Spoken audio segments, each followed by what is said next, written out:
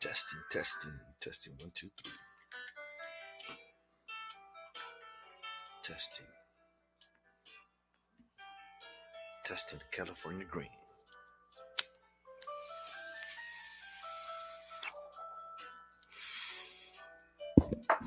Testing, testing. 1, 2, 3.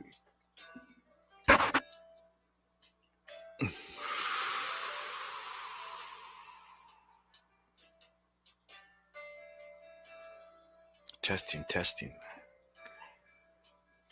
California wine.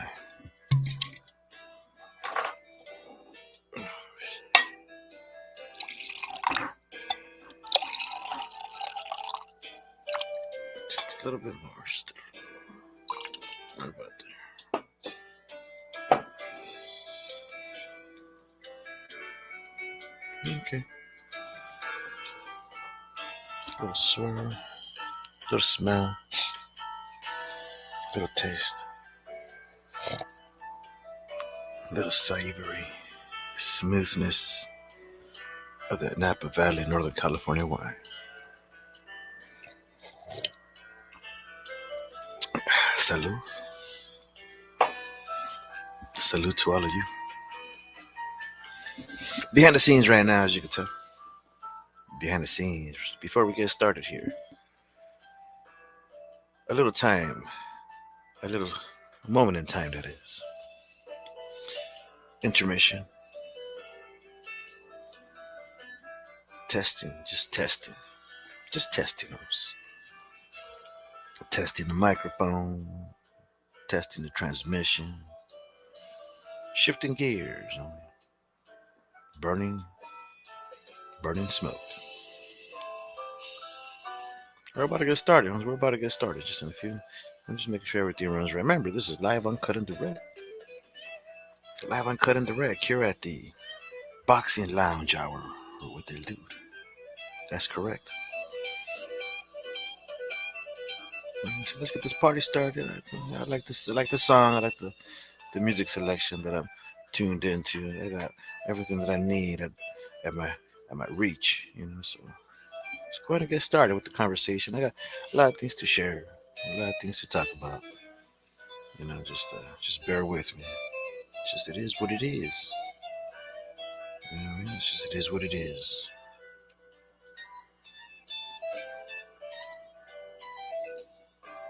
Salud. There's a dude.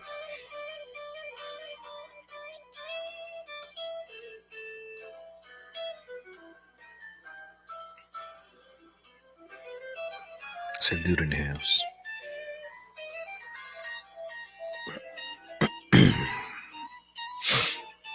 It's 4:20 time, homes. I saw it on the clock, huh? Just coincidence, I guess.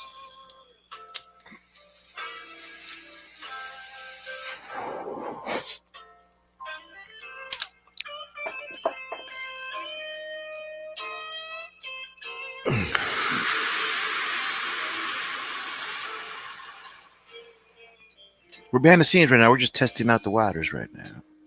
Make sure that everything runs properly, that nothing cuts out. Like I said, when you're behind the scenes testing during the broadcast, that we're just going to get started right now. It's live, uncut, and direct, So we're about to get started right now. So just bear with me. Yes, sir. Yes, ma'am. Welcome. We're just about to get started. Here at the lounge time hour. It's not quite at midnight yet. I'm not sure where you're at right now, part of the world, but here in California, it's barely 10 p.m. That's why I decided to call it the lounge hour. Because, when you head to a particular place and time, homes, that you may call a place to chill, to relax, to hang out with those of you who seem to be in a similar mood. You're either going to go to happy hour, you're either going to go to the prime time hour, or the lounge hour. You know what I mean? People are just chilling. Maybe right before the party gets started. You know what I mean? Or when it's just getting started. Around 9, 10 p.m. homes. It's the lounge time. You're chilling, you're relaxing, you're waiting for people, those folks, for those of you invited, or if you're invited, you know what I mean. You get there a little bit earlier, right on time, you know, shit don't usually start popping out till about midnight. At a party that is, right? So I'm not sure what kind of parties we're talking about here, but I'm talking about grown folks shit. You know what I mean? Nothing out of the ordinary. Some gentleman shit. You know what I mean? Something decent. Something that is very well worth spending your time over. You know what I mean? So you got different times of the day, different times of the night. That's why I decided once again to call this the boxing lounge hour. It's look at it like a lounge. Just chilling, relaxing. Kick your feet up on the ottoman, kick your feet up on the chair. Kick your feet up wherever it is. You know what I mean? Relax. This is a gentleman's show, a show for gentlemen, you know, gentlemen who like boxing, who see boxing, more than entertainment, something a little bit more important to society. It is. It really is. You could apply boxing to just about anything, and not, you can't really do that with just any sport. I mean? You can as an analogy and stuff, but not necessarily for life. You know what I mean? And all around. I mean, when you're conducting yourself like a gentleman, that is. It's a gentleman's sport. It's a gentleman's sport, pugilistic sport. So it is what it is. So it's a good time to get started, homes. So welcome to the boxing hour lounge here with the Duke. Where we do boxing here at different times of the day, either the happy hour, the midnight hour, or the boxing lounge hour. You know what I mean? And it is what it is. So we're gonna be talking about a few things, man. We're gonna be talking about David Benavidez and how David Benavidez himself, after talking all that shit, man, after talking all that shit, when it came down to back it up, what happened to David Benavidez? What happened to you, David Benavidez? Hey, when you walk the walk, Holmes, is one thing, Holmes. But when you've been talking the talk all this time, Holmes, and you ain't walking the walk, we ain't lose a drop, man. When you ain't walking the walk, you looking like a punk out here, Holmes. With all due respect, man, I'm a fan of David Benavidez. Got good talent. He has his flaws, and he knows it. He didn't look too good in his last fight. Canelo's a beast, and it's his time to enforce mandate, to sign the contract for the WBC to get the ball moving. You know what I mean? Get the motion going to mandate the fight against Canelo, right? And where's Benavidez? We're waiting on him. You know what I mean? And nothing's happened. And a lot of people have been saying, well, what about Canelo? He's the A side. Why can't he enforce the fight? Well, we're going to be talking about all that. We're going to be talking about all that. So give me 1 second here. Let me take a little sip of my wine. We're not going to be here all night. We're not going to be here even past midnight. We're just going to make this transitional boxing talk between boxing, life, being a gentleman, and in general, to the fans of boxing, to what we deserve as paying customers, for those who live life just streaming, talking shit. This might not be for you. With all due respect, you know what I mean? It just wouldn't fit your narrative as how you conduct yourself in everyday life. This is more for responsible, hardworking individuals who invest in the sport of boxing. We have a feeling more of a sense of having a right to speak up, to say something when you're a paying customer, and when you're talking to people who are not paying customers, yet they tend to, you know, just continue blabbing or hating, criticizing. It just makes you wonder, Holmes. If you're really spending your time wisely, Holmes, or if you should even be entertaining, wasting your time listening to this bullshit. You know what I mean? So, which I don't. I don't. I'm very selective in what I do, what I listen to, but where I go, what I, I'm not gonna lie, Holmes. My library is It's it's not biased. I'm saying, you know what I mean? When it comes to maybe politics, everybody knows. Those who don't know must know that I'm a conservative, individual. When it comes to boxing, I prefer seeing action-packed fights. Not necessarily sock'em, robot sock'em, whatever that game was called. Just phone booth, brawls. No, I like to see some technique, but I actually like to see a fight where motherfuckers are actually landing some fucking punches. Where they're actually trying to win a fight. They're actually trying to hurt their opponent either by a combination or a single punch, or at the same time using angles, techniques, using the ring for their advantage, but at the same time coming forward, pressing the fight, wanting to win the fight, not just hoping that the judges will see it in your favor, because you ran around in circles looking like a chicken, clinching all day. You know what I mean? That's not what I want to see. So when it comes to boxing, I'm also selective. So when I see a fight, I might want to favor the brawler over a chicken run. You know what I mean? But if I do see a technical fighter, versus a just a all calm, flat forward fighter, what I mean? Of course, a technical fighter, in my opinion, may have the skills to be, So I'm not just favoring, like I said, a rock'em sock'em type of fighter. I'm just looking at my style of fighting. I like to see technical fighting. Motherfuckers are using the ring for their advantage. They're using angles, but they're actually connecting punches, and you know what I mean. The fighters, some of my favorite fighters. Before I get started, just to get a perspective. Right now, active, versus the past, it's a whole different story. But if I were to start with the past, some of my favorite fighters of all time in the past, they have to start with Salvador Sanchez. Because of my age and what I was influenced to. I can't really go all the way back and talk about Muhammad Ali. Uh, you know, Later on, even though it's similar time, a little bit off, but I wasn't really, you know, like the '60s wasn't my time. I wasn't even born back then. So and hearing my father and my uncles and those around me as a kid growing up talking about Salvador Sanchez, it was a little bit different. It was a little bit different.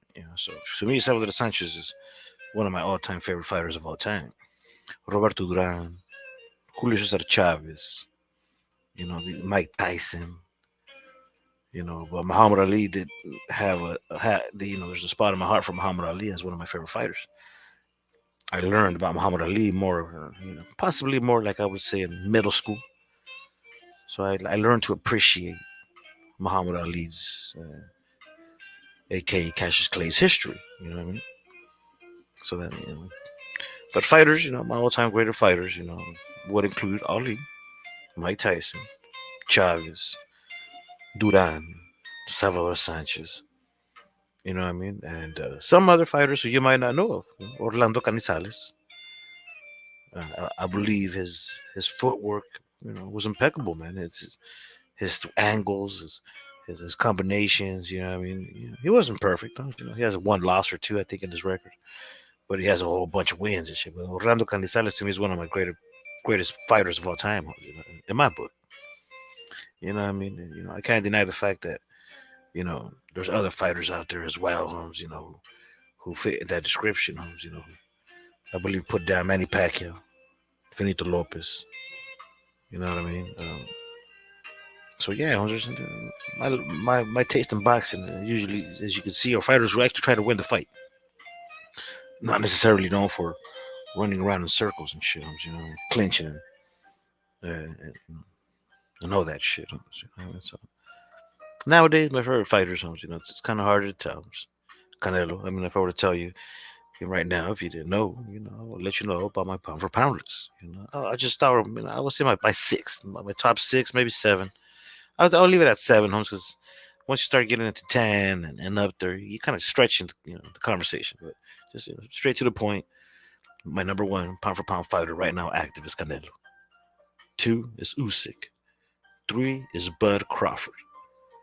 Four, it's a tight one. But by default, I have to have Tank Davis. I believe his skill. You put him up against anybody, you know it too, man. He'll win, Holmes. He has a higher chance of winning, right? And I got him above Inoue, who I got at number five, because Inoue's been dropped. Tank hasn't. And Tank has faced some fighters who have known to have a heavy punch. Ryan Garcia, Rolly Romero, you know what I mean? And fighters with skills like Frank Martin, and he has other fighters in there too. That he displayed his technique to let you know that if you put him up against anybody, like in my opinion, up against Haney, up against Shakur Stevenson, up against Lomachenko right now, if you put him up against Teofimo Lopez, I have him winning all those fights, which makes him even more of a solidified pound for pound fighter. Because I know I'm not gonna put my money up against Tank. If you got Tank against Shakur Stevenson, I'm not gonna bet against Tank against Shakur Stevenson. I mean, against if you got Tank against Shakur, I'm going for Tank. How much money you want to put down right here, right now? If Tank is going to fight Devin Haney, I'll bet you $5,000 right now that Tank is going to come out victorious. All right, move him up to 140. Teofimo Lopez, Jose Ramirez, Josh Taylor. Put him up against anybody at the 140 division. He's gonna win. And you know his style, bro, is it's more than just a knockout punch. It's very patient on his precision. So yeah, I got him at number 4. He's never been dropped. He's never been dropped. Anyway, has. That's why he's at number 5. A tight one, like I said. All right. At number 6, I got Bam Rodriguez. He's too young to be put anywhere above top 5 in my opinion, but he's right there at 6. He's right there at 6. You know what I mean? He's done an amazing job so far to put him up at number 6. You know what I mean? He's his style is beautiful, but you know what I mean. You could arguably put him anywhere top 4 or 5, and I wouldn't debate that. But in my book, in my own opinion, this is my opinion. I think he's just still too young. He's been defeating fighters who, great fighters on their way out a little bit, a little bit, a little bit, a little bit. You know what I mean? So but he's a great fighter. I got him at number 6. Has he done more than Usyk, Canelo, or Bud Crawford? No, I don't think so. Has he done more than Tank? Resume style, you could say so, bro. But can you really say that Bam has surpassed Tank Davis right now? He might, he will. In my opinion, I think he will. But he's not there just quite yet. 2024. I think Tank Davis has still showed that he's a pay-per-view fighter. 350,000 pay-per-views on his last fight against Frank Martin. He had a good undercard to back him up. Uh, Against Ryan Garcia, he did pretty good. Ryan Garcia was a big factor in that pay-per-view. You're looking at Bam Rodriguez to be a pound-for-pound fighter. Doesn't really include being a pay-per-view star, but it does factor in the amount of people who are willing to watch your fight and appreciate you and believe in you when you put the money down on the casino. Was Bam really a favorite against Gallo Estrada? Let's be honest. A lot of people had Gallo Estrada winning that fight against Bam, right? Let's be honest. Before Bam beat the shit out of Gallo Estrada, a lot of people were saying that Gallo Estrada was going to come out victorious. Let's be honest. It was more of a 50-50 fight. Now, when you got Tank facing top opposition, it's just damn near guaranteed that he's going to win. You see the difference? He's not quite there yet, bro. Let's be honest. Let's just be honest. I'm not a hater, bro, and I'm Mexican. I'm cheering for Bam. Like I just said, he's going to surpass Tank. But he hasn't done it yet. He hasn't done it yet, bro. And if he hasn't done it yet, let's just put him in the position where he rightfully belongs. At number 6. And at number 5 is Inoue. And both Bam and Inoue have been dropped. Bam's been dropped. Inoue's been dropped. Tank has not. Crawford has technically never been dropped. Usyk, I'm not sure if Usyk ever been dropped. I can't recall Usyk ever being dropped, to be honest with you. Canelo has never been dropped. So the chin is a factor too, Holmes. You see what I'm saying, Holmes? Well, so that's number 6. At number 7, I'm going to say Virgil Ortiz. I think Virgil Ortiz is an underrated fighter. I think Virgil could have dominated the 147 division, the welterweight division, but he outgrew it because he's a young man, growing. Naturally speaking, he matured into a bigger, more solid fighter who, maybe could still make the weight at 147, but Velasquez, as his opponent, who he was supposed to fight, dragged him, uh, through training camp. Through training camp, you lose weight, you dehydrate yourself to make weight, and it just he dragged Velasquez just pulled out of the fight 2 times. It was back to back. It just kept dragging the fight, wanting to to have an advantage over Virgil Ortiz, and it played against him. It just played against him. And Virgil Ortiz, in my opinion, he's very underrated. You put anybody up against him, he'll just look at his record, 100% knockouts, right? So Ryan Garcia is challenging Virgil Ortiz. Yeah, I feel sorry for Raj. I think Ryan Garcia is just all talk when it comes to Virgil Ortiz. Even though Ryan Garcia has proved himself to back up what he said, he will go in the ring against Virgil Ortiz. I'm not gonna deny. He probably will. He probably will. But Virgil Ortiz was just decimate him. Just decimate him. I mean, Virgil Ortiz he has an upcoming fight. Kind of like a shaking the dust off his shoulders. A little bit kind of fight. But he has bigger and better things ahead of him. Most likely, he'll face someone like Errol Spence Jr. In my opinion, he'll probably face Fundora, the Towering Inferno. Tim Tszyu. He got good fights ahead of him, big fights, important fights that will help solidify his legacy as well as being one of the best of the upcoming era of boxing. You know what I'm saying? So you guys got to see a little bit of where I'm coming from when it comes to boxing, how I like boxing, and everything. I'm a big fan of Benavidez. But when you look at Benavidez, Holmes, let's be honest here, Holmes. When we're looking at Benavidez, Holmes, are we really talking about a worthy fighter who deserves to fight against Canelo? Of course, in my opinion, he's been there. He got there. He got there, Holmes. He got there, Holmes. Let's see. I'm trying to read a message. It says here.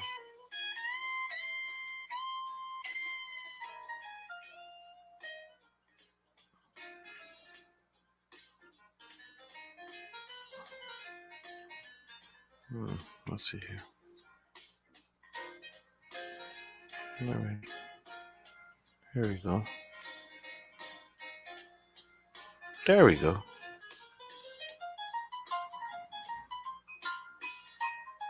All right. I'm just gonna go with this right here. I'm just trying to get everything started. You know what I mean?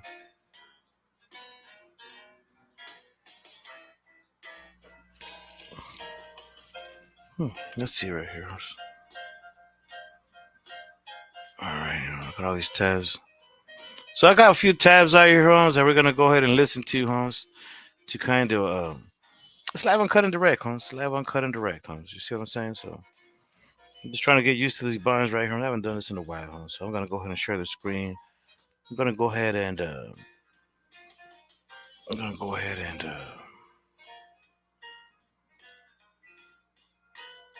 just kind of mess around with this a little bit, Holmes.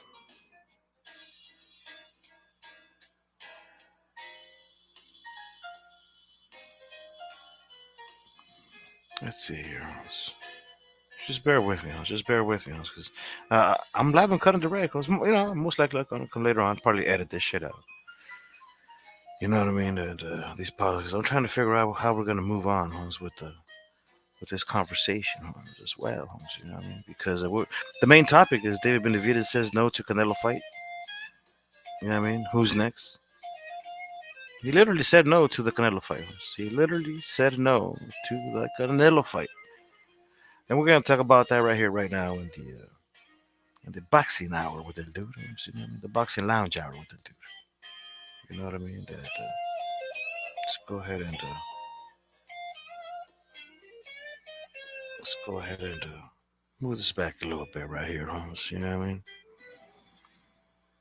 So I think I got the hang of it, dude. You know what I mean? I got the hang of this shit, bro. You know, so we're gonna move forward, Holmes, with the main topic of the day. You know, so I think we went a little bit beyond the the backstage hour, Holmes, and I think we did initiate the show. I think we did start the show earlier, Holmes. You know, I can't remember. You know, so yeah, it's the lounge hour, Holmes. We're talking boxing with the dude, Holmes. We're talking boxing with the dude. That's what we're doing, Holmes. You know, I kind of we were talking about my pound for pound. I was talking about my pound for pound list, and before I got started with the conversation about David Benavidez, you know, I kind of rambled a little bit. But did I? Did I really ramble? You know what I mean? I was trying to. I don't think so, Holmes. I don't think so, Holmes. I think I was. I made my point to let you know exactly what type of a boxing fan I am. The type of boxers that have, in my opinion, you know, inspired me, motivated me to keep watching, supporting, investing in boxing. You know what I mean? And so, with that being said, Holmes, let's get the party started, Holmes. Let's get to the nitty gritty, Holmes. Let's focus on the topic at hand, Holmes. David Benavidez saying no to the Canelo fight. You know, if that's true, Holmes, there's a reason why I'm saying it, right? You know, if it's not, you know, go ahead and argue. Go ahead and come in here and prove me wrong, Holmes. Let me know. Let me know if you really think it's bullshit. That what I'm saying. That what if indeed I am saying is a lie, Holmes. But we're gonna talk about it, Holmes. You see, a lot of people are talking about what about Canelo? You know, why hasn't Canelo enforced or done anything, you know, to fight Benavidez? You know, a lot of haters out there, Holmes. And this is the reason why I decided to come back to boxing. I used to like to come here and watch boxing videos, get informed about boxing and shit, Holmes. But after, you know, a few past years, Holmes, it just turned into very toxic information. I'm just a lot of haters. I'm just a lot of motherfuckers talking shit, Holmes. Just a lot of motherfuckers making up stories, Holmes. They're not even, you know, knowing the facts. When you tell them the facts, you know, two things happen. Holmes. They either learn and or they refuse to learn and they just keep talking shit, Holmes. You know what I mean? Just proving that they're haters. They'll let you know, Holmes. They'll let you know. You know, they're in. You know, they're interested in boxing because they're haters of like Canelo, for example. You know, and you know, a lot of people see a man, you know, doing it, you know, his own way, doing it right, making money, Holmes. So people following, supporting him, chanting for him, you know, blessing him, and a lot of miserable people out there can't stand that, Holmes. You know, they prefer to see a motherfucker lose. He lose everything, Holmes, so they could feel somewhat happy, Holmes. You know, and it doesn't, Holmes. They see another person, you know, doing good, and they go after that person and hate, envy, criticize. You know, just weird, Holmes. You know, just weird, Holmes. So my point being is that Canelo is being dug by David Benavidez. Holmes. So let me tell you something. A lot of people talk about Canelo. You know, he's the A side. Why isn't he mandating and forcing this fight? Well, let's see what has been done on the Canelo side to request a fight against Benavidez. So everybody talks about crossing the street. Everybody talks about promotional companies getting in the way. Benavidez started talking a lot of shit, you know, and let's look at Benavidez. Let's go ahead and look at his particular resume, Holmes. Oh man, what the fuck am I going? It's right here. All right, his resume. Let's see. Let's see, Holmes. So is this what Benavidez has done to deserve the Canelo fight? You see these gaps right here, Holmes? That's when he got, you know, his title taken away, you know, for extra curricular activities that he shouldn't be doing, you know, or did at the time that resulted in him losing his title, being ineligible to fight Canelo, right? And when he tried to come back, Holmes, when he tried to come back, it was in 2022, Holmes, and he did it against David Lemieux, a fighter with a losing record, Holmes, a fighter with who was not doing too good, Holmes. You know what I mean? Fought Billy Joe Saunders, got his butt kicked. Fought Gennady Golovkin, you know, got his butt kicked. You know, fought a bunch of journeymen, Holmes, and yeah, he did all right. He did all right with the journeyman, but when he fought the bigger names, he just got his ass kicked, Holmes. You know what I'm saying? So that's David Lemieux, and that was back in 2022. So back then, Holmes, you gotta understand something. When you look at the timeline, nobody prior to David Lemieux was calling for David Benavidez to fight Canelo Alvarez. How? You're trying to tell me that? You're trying to argue with me that in 2021, right, he was being called to face Canelo after defeating what? Kyron Davis, Ronald Ellis, right? Romero Alexis Angulu, Anthony Durrell. No, my friends, right? No, it wasn't. It's just a lie, huh? So when we look at the his record, huh, it's not really a record that signifies that he deserves to fight Canelo, right? It's just a guy that when he fought Caleb Plant, a former opponent of Canelo's, when people started talking about David Benavidez, which was in 2023, right? In 2023.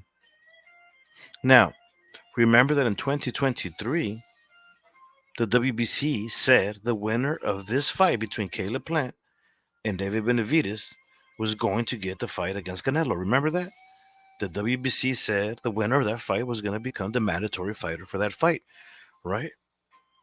Look at the date, March 25. So Mauricio Suleiman said, you're going to be the mandatory fighter for Canelo, right? Accordingly to the rules of the WBC sanctioning body, which takes in effect in the following year on this exact date. On this exact date. 1 year of this exact date. Here, let me show you something else. Let me show you something else. Let me show you something else.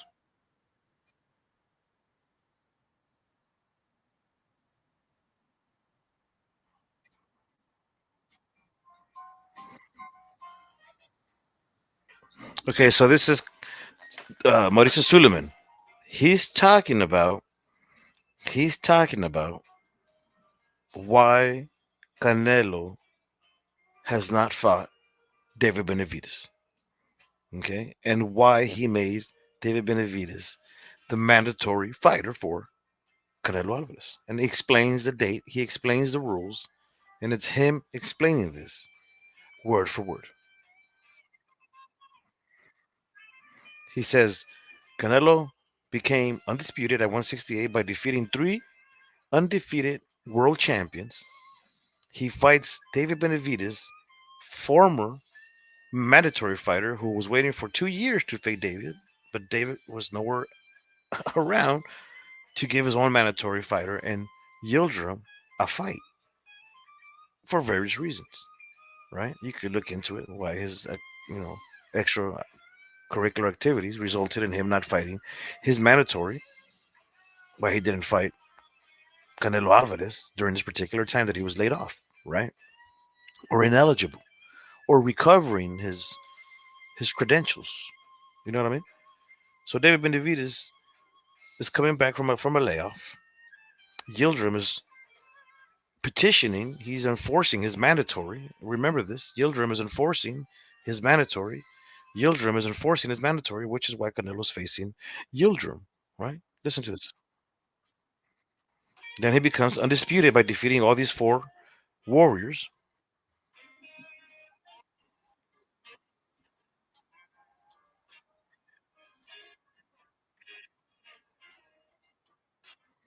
And on top of that, to put the cherry on top, he defeats Gennady Golovkin and the trilogy.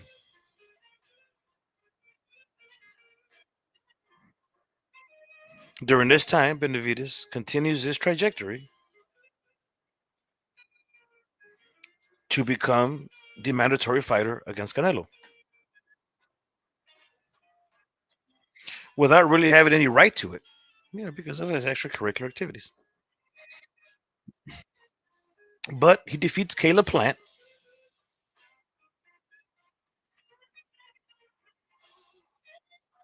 and he becomes instantly the mandatory fighter to fight Canelo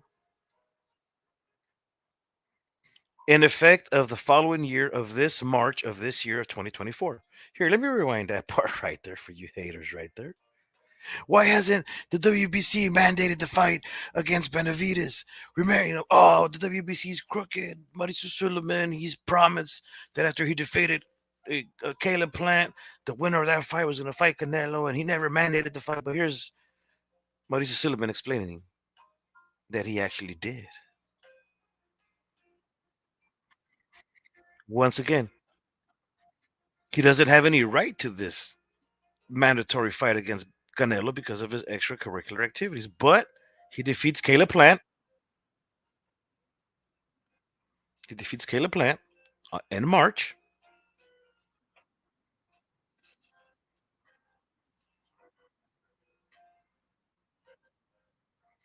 In effect, here you could even see for yourself in the Spanish translation right here, right? The Supremio, con efecto, I mean supreme in effect of this March of this year, 2024. So he's letting the whole world know, hey man, I told David Benavidez if or Caleb Plant, the winner of this fight is going to become the mandatory fighter, taking effect of the following year of 2024, because there's legal issues, there's lawyers, there's contracts, there's advertisements, there's venues to be signed, there's you got, where are they going to fight, what stadium, so it takes time, Holmes. There's there's people that work, the management, security, and so the WBC understands that if you are the number one ranked fighter in the division, if you're there for a solid year, you deserve that fight, obligated immediately, no more than a year from when you fought, um, and deserve that fight. He's letting you know right here. But what happened, Benavides? But it was this exact month that we're signing right here that we were supposed to wait for Benavides.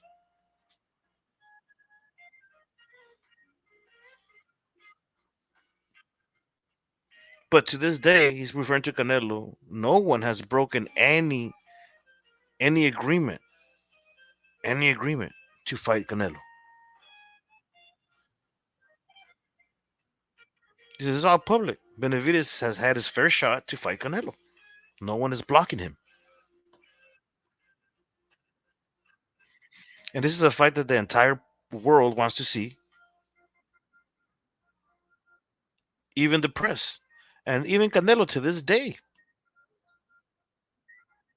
has not ducked Benavides.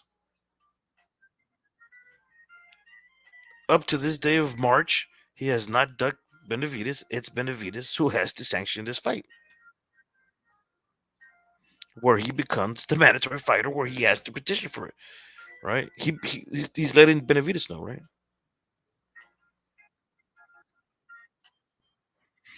But Benavides, instead of sanctioning that fight, he's fighting someone else on June 15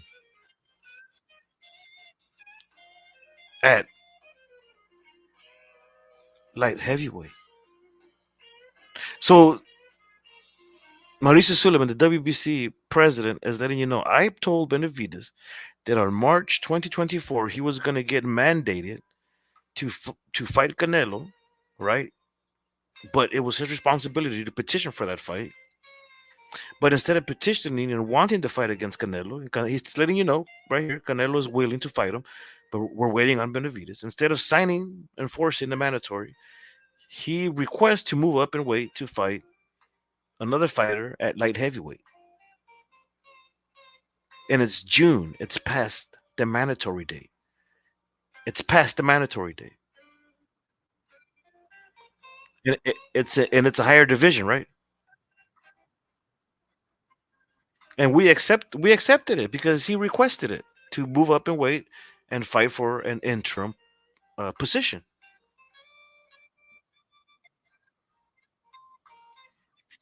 And after June, at the end of June, he has to tell us if he wants to fight Canelo or not, or if he's going to stay at 175. So for everybody, I hope this is clear to you. Canelo has not blocked or ducked Benavides in any way. We have not done any injustice against Benavides. He's a good he's a good fighter. He's a good fighter. Two-time, middleweight, super middleweight champion. Now interim champion at 175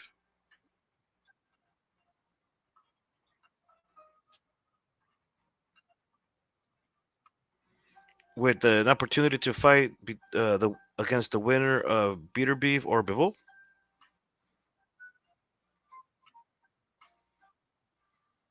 or fight the winner between Munguia and Canelo. It's right there.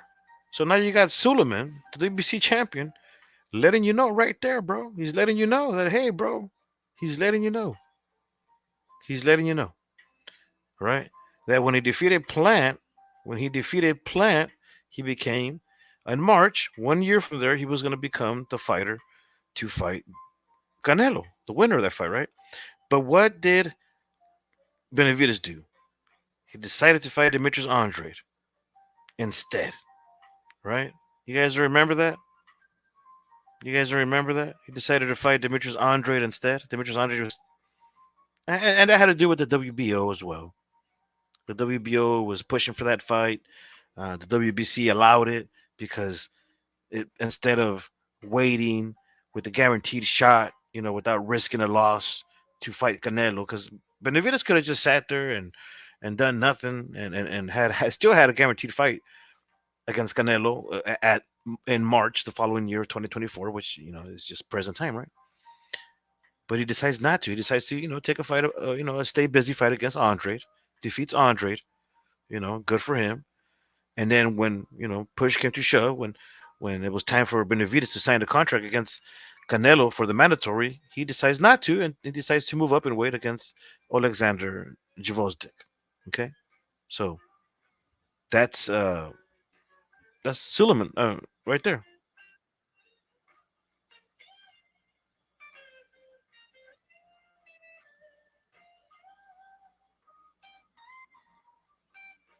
You can, you can read right there, right?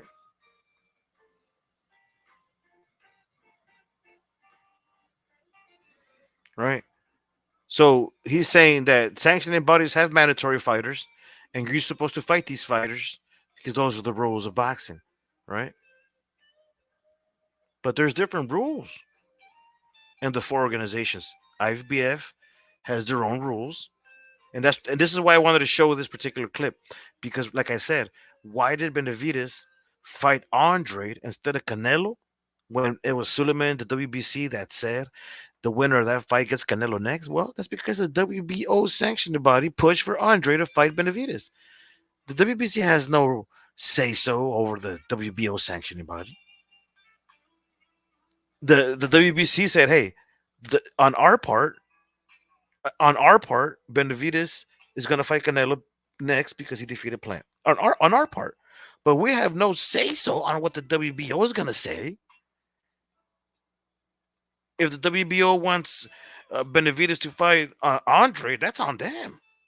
That's on them. That has nothing to do with the WBC not fulfilling their promise to allow Benavidez to fight Canelo next for the WBC title."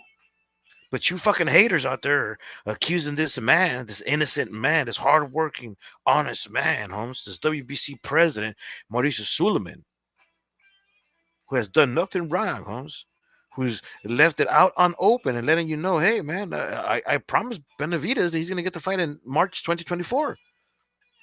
What the problem is, right? What the problem is.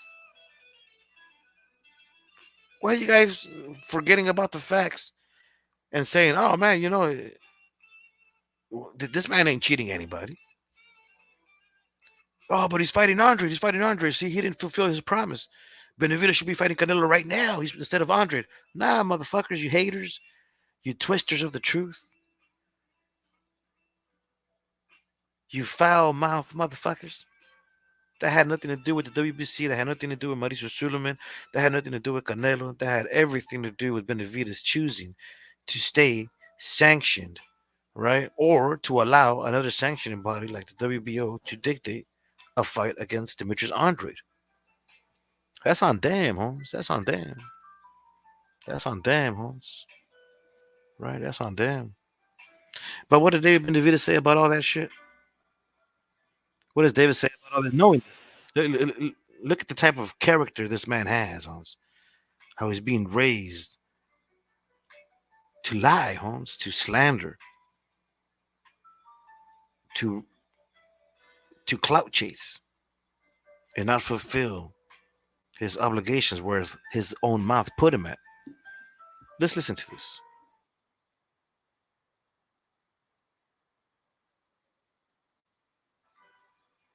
So they're asking Benavidez, the IBF mandated William School to fight Canelo.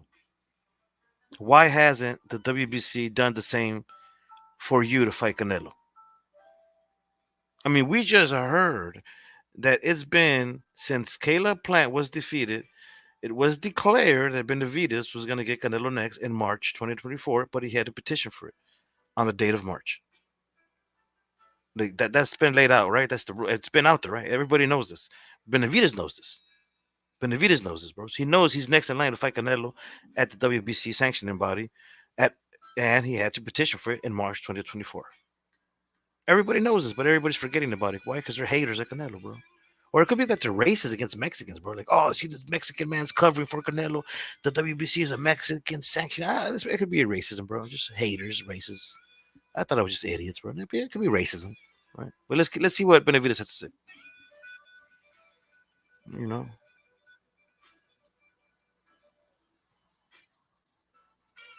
he says, "I'm asking the same question: why the WBC hasn't sanctioned a fight?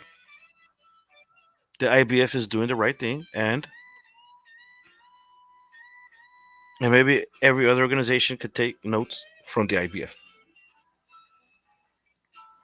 So he's pretending like the WBC is ignoring him. He's pretending like the WBC has done him wrong. He's out there slandering, lying, talking shit, clout chasing. When in fact he's next in line to fight Canelo in September 2024. I mean, what the fuck's he talking about, Holmes? Look at him, Holmes. Look at his face, Holmes. He's been raised to lie, to slander, to talk shit. And when the time comes to sign the fight, Holmes, he's nowhere to be found, Holmes. I can't see that, Holmes. It just kind of disgusts me a little bit, Holmes. To see that kind of character, Holmes. You guys see this shit, Holmes? Look at this. Look at this. Canelo's telling him, come out to the ring, Holmes. Come out to the ring, Holmes, when he defeated Munguia. He's telling him. He's laughing at him, Holmes. He's laughing at him. He's laughing at him. And he's laughing at him, Holmes. And check this out, Holmes. And he keeps telling him, look, he keeps staring him down, Holmes. See, Holmes? Look at this shit. And look what Canelo does, Holmes. Look what Canelo does.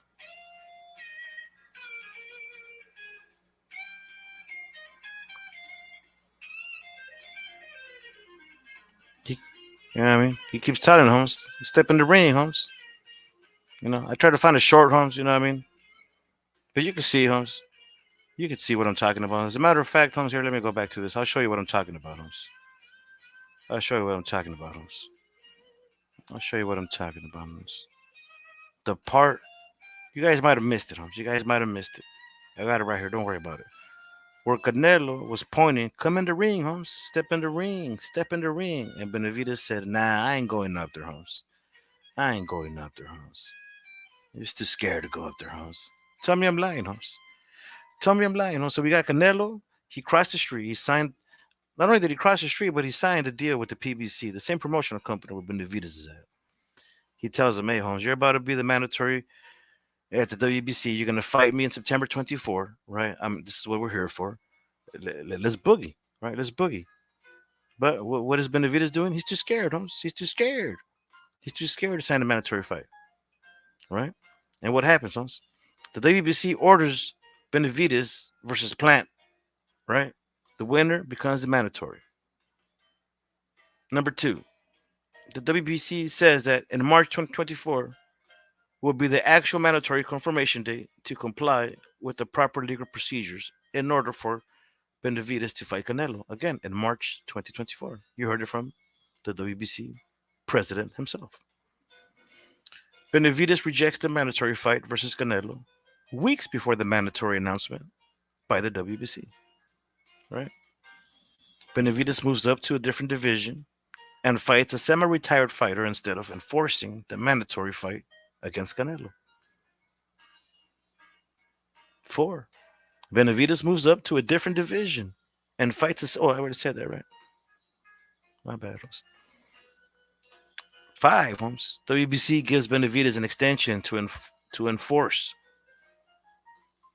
the fight versus Canelo.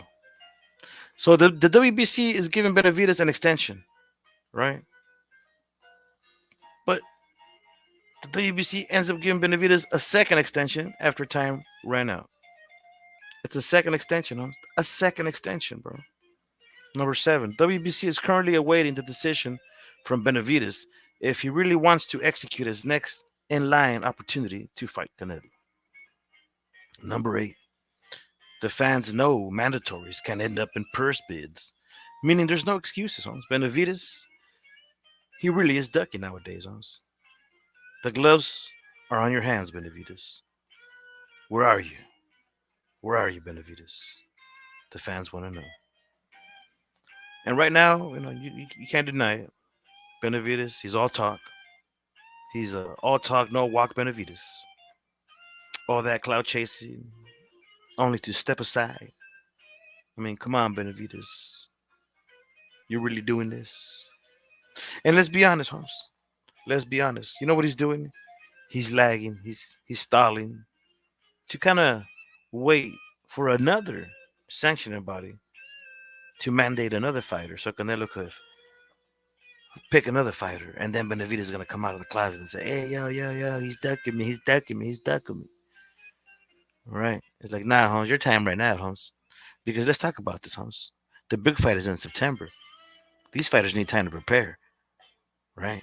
They need more than a month to prepare. September's just right around the corner. September's just right around the corner, bro. These Benavidez needs to decide. Otherwise, he misses his opportunity, and they're gonna give this opportunity to someone else who could have enough time to prepare for Canelo in September, right? Logically speaking. You understand what I'm saying, Holmes? Understand what I'm saying? And number 10, Holmes, that's what we're talking about, Holmes. You're at the boxing lounge hour with that dude, Holmes. That's exactly what we're talking about. You know what I mean? When you look at the thumbnail here, you can see Canelo. He has Berlanga and Charlo, to pick from. That is, if Benavidez does not enforce his mandatory ASAP, right? But he's too scared, Holmes. Canelo's not gonna have any other choice but to pick between Edgar Berlanga or Jermall Charlo, because David Benavidez is too scared to enforce his mandatory. You understand what I'm saying, Holmes? It's just what it is, Holmes. But you know what's kind of funny, Holmes? I was kind of scrolling through the YouTube boxing realm, Holmes, and there's a bunch of videos that I run across. Like I said at the beginning of the video, man, it's just too much hate, too much jealousy, too much envy, too much bullshit, Holmes. I'm kind of sick and tired of it, Holmes. That's kind of why I decided to make my own videos like this, Holmes. Like this guy's literally calling Canelo a duck because he is not fighting William Skull, Holmes. Canelo Alvarez ducked William Skull. And it's just retarded, Holmes. I can't even go past fucking 10, 20 seconds, Holmes, just watching these. I can't, bro. I can't. It burns my brain, Holmes, just to hear bullshit, garbage, lies, envy, hate, bro. No truth, nothing to really back up your claims on, just other than bullshit, bro. Right? And here we go, right here, Holmes. We have Canelo Alvarez versus William Skull. Purse bids canceled as deal agreed. So this is kind of explaining that Canelo Alvarez had to step aside, payment, you know, given, offered, accepted by William Skull. Canelo is giving money for him to step aside because Canelo wants to fight, someone like David Benavidez in September. That's why he's waiting on. He doesn't want to fight Skull, right? It proves to you right there. He gave him money because he's waiting on Benavidez for September, right? That's exactly what he's fucking doing, Holmes. You know what I mean? And here, this is from the Boxing Boys, Holmes. I saw this clip, and again, it talks about pretty much everything I've been talking about as well, Holmes.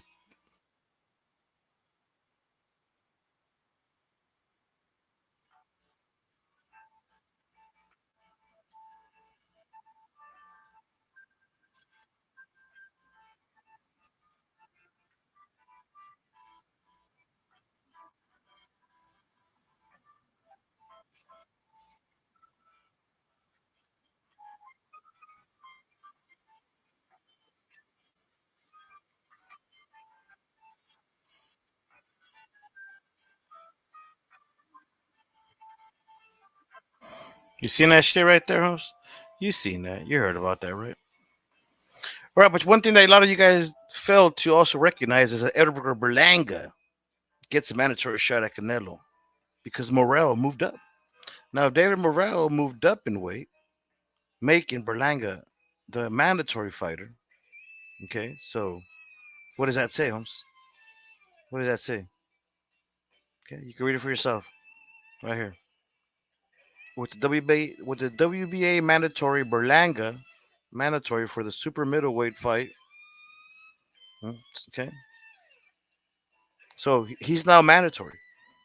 And guess what Berlanga is doing, Holmes? He's Guess what Berlanga is doing right now? Do you think he's waiting in line, Holmes, and just sitting around and asking for extensions?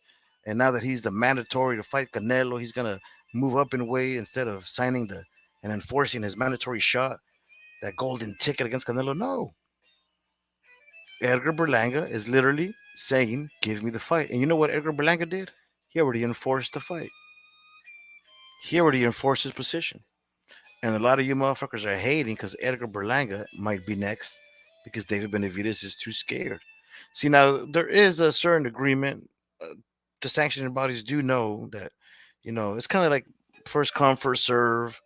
Um, if you're, you can't overrule another sanctioning body if the fighters are not fighting under that sanctioning title. If you understand what I'm saying, if there's a unification, then there has to be an agreement of who outweighs the other. For example, the WBA understands that Benavidez versus Canelo is next, and if that fight is not accepted by Benavidez, then it's going to be Edgar Berlanga who's going to fill in that empty slot that David Benavidez is refusing to accept. Does that make sense to you? And a lot of you guys are fucking hating on Canelo, like Canelo's choosing to fight Edgar Berlanga, when in fact it is the WBA sanctioning body who's declaring Edgar Berlanga as the mandatory fighter to face Canelo next. Not the WBC. It's not Sullivan's fault. He's not, you know what I mean? Just you haters keep fucking twisting the truth, lying, exaggerating, just talking all this bullshit lies, Holmes. Hating up Berlanga, Holmes. Berlanga don't deserve to fight. Berlanga. Well, what do you mean he don't deserve to fight? He's a mandatory fighter and he's petitioning for the fight. William School petitioned for the fight and he got paid some step aside of money. Berlanga is saying, I don't want to step aside of money. I want my shot against Canelo. Right? You have also at the WBO, you got um, Diego Pacheco, who's ranked number one, but he's about to be declared the mandatory fighter. And guess what? David Pacheco's not going to say no. He's not going to accept no step aside money.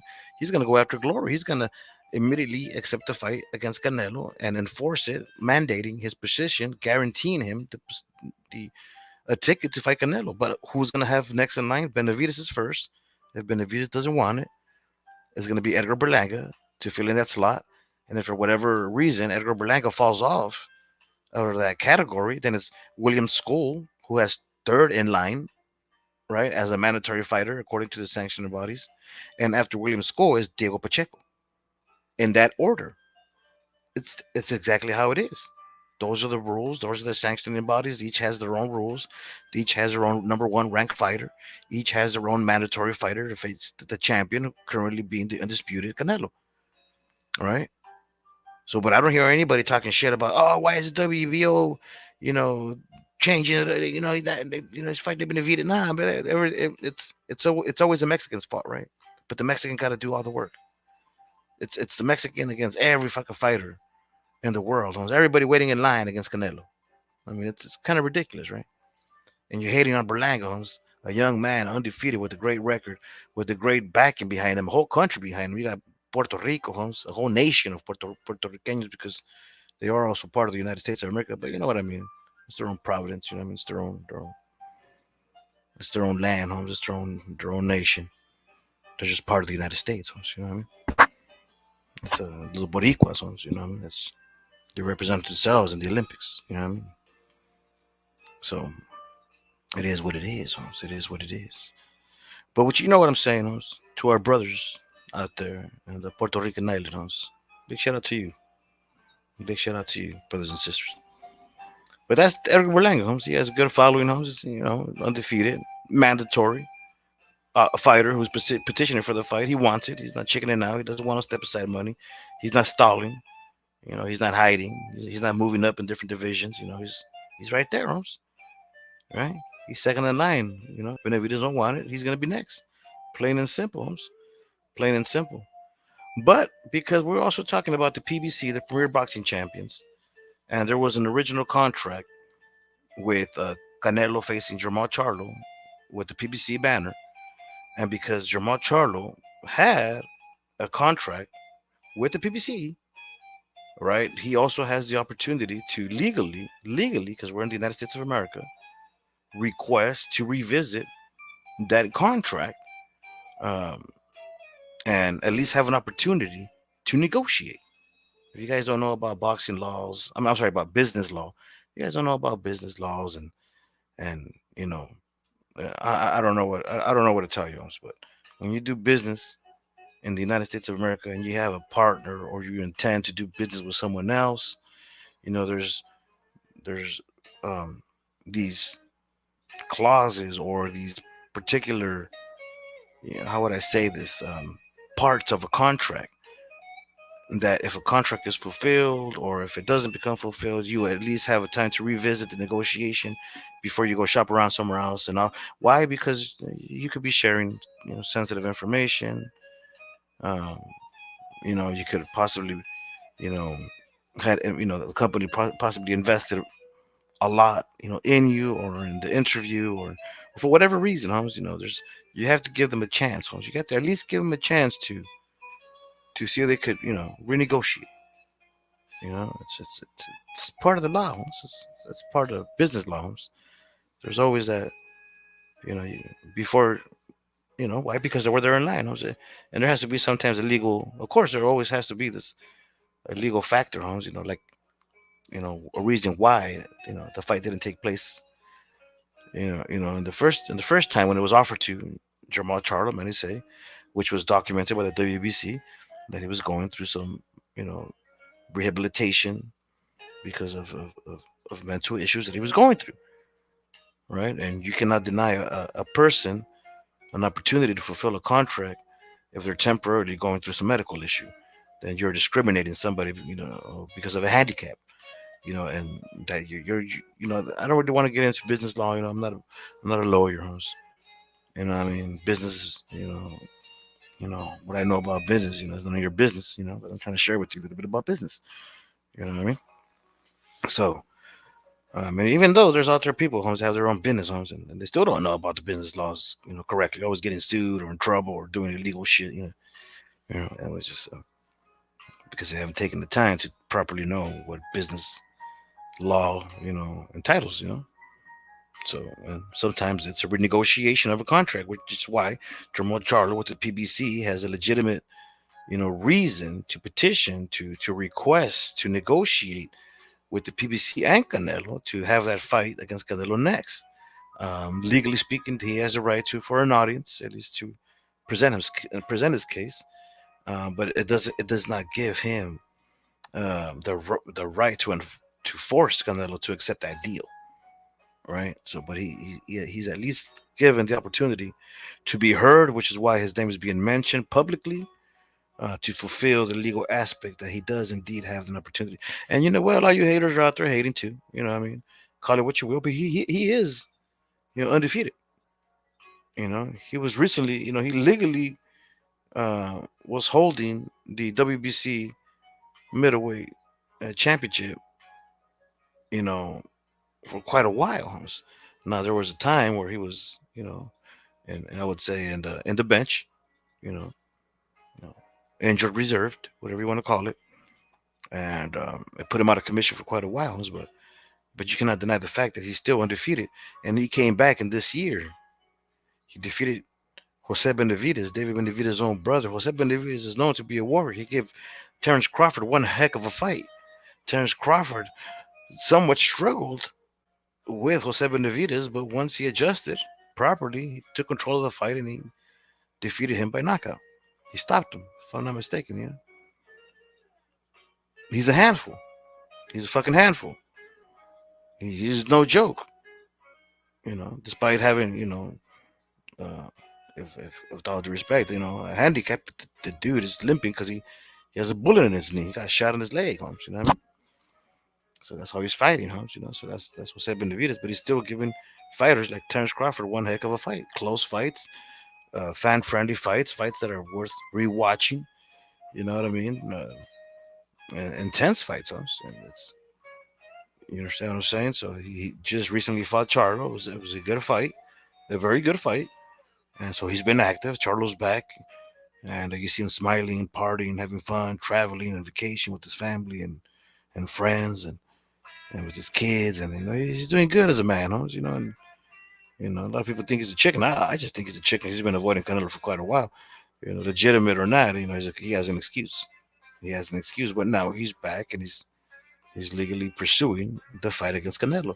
So let's at least entertain him.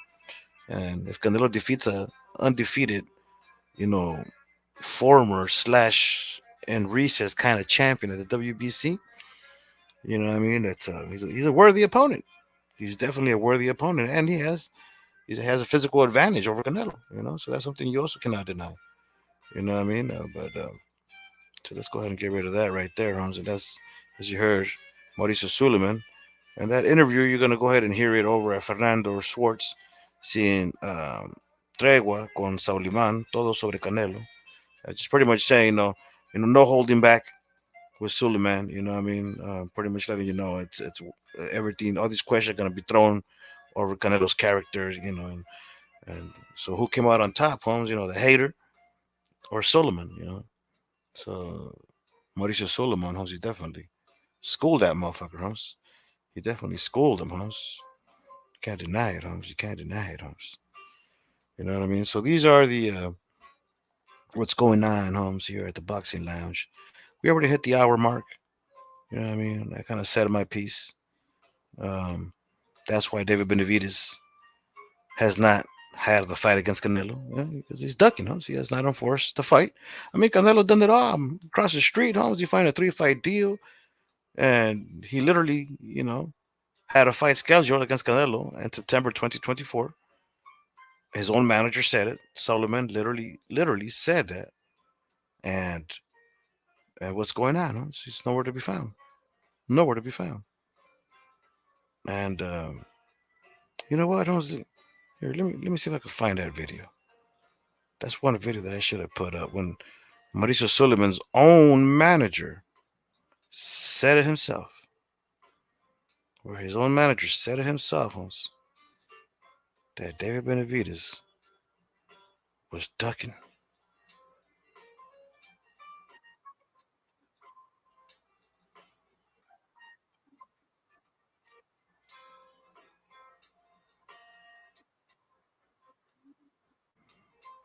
I think I found it.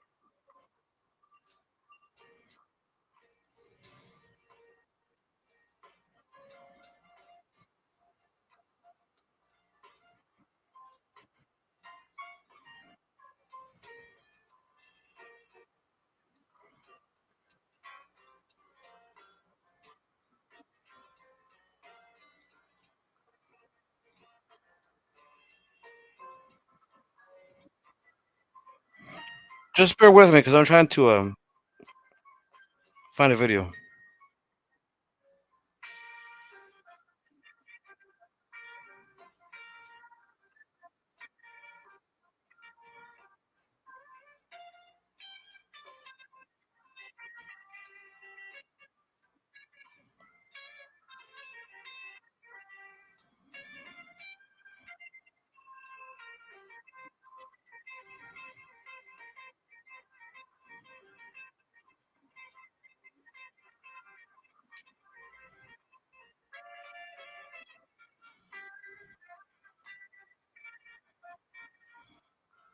I found it, Holmes. Okay, thank you for bearing with me, Holmes. I found a video that I wanted to share. The video that shows how David Benavidez's own manager, okay, Samson Leokovskis, David Benavidez's own promoter, manager, okay, is talking about the deal that Canelo made with the PBC. Okay, okay, so here we go.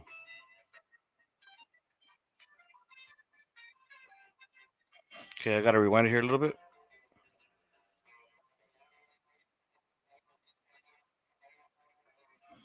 Okay,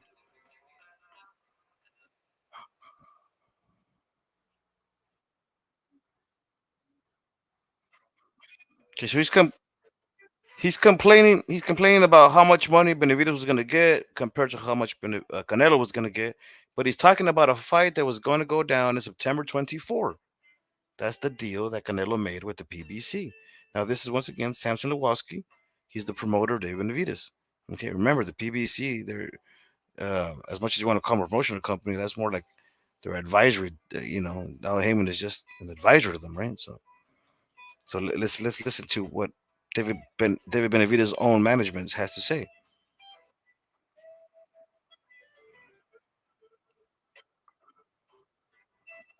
But Benavidez, this proves that Benavidez is willing to fight Canelo because he was willing to take a lesser pay. Okay, but remember, this is prior to March 2024 when he was supposed to accept the fight in order so Canelo could fight Benavidez in September 2024. He's saying this way they could prove to the world who's really the number one fighter at the 168 division.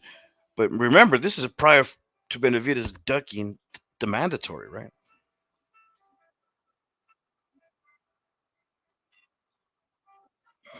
He said the contract, unfortunately, was given to the first Charlo. There's another contract out there. I mean, he's talking about the contract. The contract is out there. The three-fight deal for Canelo. He first fought Charlo, and the contract included the second Charlo. But unfortunately, he's going to talk about how that Charlo, pulled off, and Munguia had to be replaced because that second fight, that was a contract against Jamal Charlo, fell apart.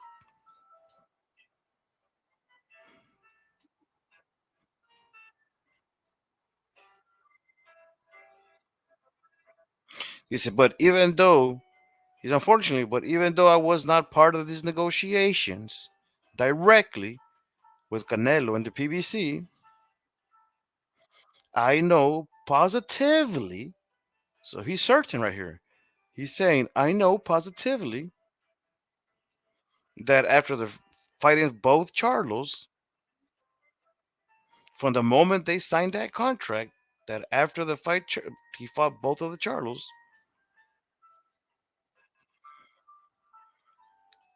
right? After you were going to get the three Charlos, but his third fight was going to be against who? David Benavidez in September 2024. Let's rewind that. He says, even though I was not there directly in the negotiations, certain, I am positive that after Canelo fought both Charlos, that after that first moment it was signed, I knew for a fact that that third fight it was gonna be against David Benavidez. So so you have David Benavidez' own manager saying that Canelo signed a three-fight deal with the PBC that included Benavidez in September 2024. Or not necessarily in 2024, but the third fight was definitely going to be against David Benavidez. You see, David Benavidez talked all that shit, and everybody listened to him. It's like the boy who cried wolf, Holmes. The WBC said, all right, you're the mandatory. On this date, you will be declared the mandatory. You have to come and sign if you really want to fight. David rejected that opportunity. He moves up in weight, and the WBC has offered David Benavidez a second extension to fight Canelo, and David is nowhere to be found. You got Canelo crossing the street with a whole new promotional company, signing a 3-fight deal, willing to fight you in September 2024, because it's on his contract that he's going to fight you next in his third fight with the PBC, and you're nowhere to be found. You got other sanctioning bodies telling you to fight Demetrius Andrade, but you're blaming it on the WBC and the sanctioning body. Well, your ticket is there to fight Canelo, but you're refusing to sign the mandatory fight against Canelo. But at the same time, you have Yildirim, who petitioned his opportunity to fight Canelo, and he got it. You got William School, who petitioned his opportunity to fight Canelo. He got step aside money. You got Edgar Berlanga, who's petitioning his opportunity as a mandated fighter to fight Canelo, and he's waiting for you. If you don't fight Canelo next, he's stepping in as the next opponent, rightfully so. the The ball's in your hands. The gloves are on your hands. What you gonna do, David Benavidez? I mean, you already got a second extension. You want a third extension? And why would you even want a first extension? That's so fucking ironic, isn't it? That the man who's been talking all this fucking shit, bro, cloud chasing, damn near building his name off another man's legacy, Holmes, right? And he wants to fight it. He wants to fight. And as soon as his day comes to sign the contract, to fulfill himself, to petition, right, as the fighter who's now mandated to fight Canelo, no questions asked, when it's time, you're nowhere to be found. And not only are you nowhere to be found, Holmes, you're making excuses. You're asking, you're requesting to avoid, to duck, to move up in weight, to fight someone else. And you're blaming it on Canelo. Oh, because he doesn't want to fight me, Holmes. It's taking too long. What do you mean, Holmes? You were given a whole year. We saw your resume. You were just, you lost your title twice. You were nowhere in the conversation to fight Canelo prior to defeating David Lemieux. In 2023, people started talking about you because the winner of that fight was going to fight Canelo next. That was WBC's orders. That's when you became a conversation piece. That's when you became somewhat of a Canelo hater's number one excuse to fabricate a lie. You know what I mean? So let's be honest. I mean, it's the truth always comes out at the end. Trip out on that, Holmes. The truth always comes out at the end. You could lie and build lies after lies and build more lies after more lies, but at the end, the truth comes out. You cannot hide the truth. That's why Canelo's just chilling, Holmes. He's a G, Holmes. He's like, you know what, Holmes? At the end, the truth's gonna come out. This motherfucker's all talk, no walk. He's all bark, no bite. Right? I mean, what more does Canelo have to do? He signed with your promotional company. He signed a contract that includes you in the third fight deal. He's already completed 2 fights. You're next. The WBC ordered the fight against Canelo. Right? You had to petition for it in March. You didn't. You were given an extension. You failed it. You know you you're expired, Holmes, and you're given an extra extension, and you're expiring your second extension. You're making excuses, right? It's ridiculous, Holmes. It's fucking ridiculous. And you got haters saying, "Well, Canelo's pricing himself out. He's asking for $200 million, bro." If you ever heard of a purse bid, you ever heard of a purse bid? If you don't come to an agreement, you take it a purse bid, and highest bidder takes that fight to their promotional company. A purse bid, bro. It's a purse bid. The purse bids exist in boxing to make sure that the fights happen and that any outrageous negotiations, could get checked by the purse bids. It's business. The fights are going to go on regardless if there's 150, 200 million, 10 million, 50 million or not.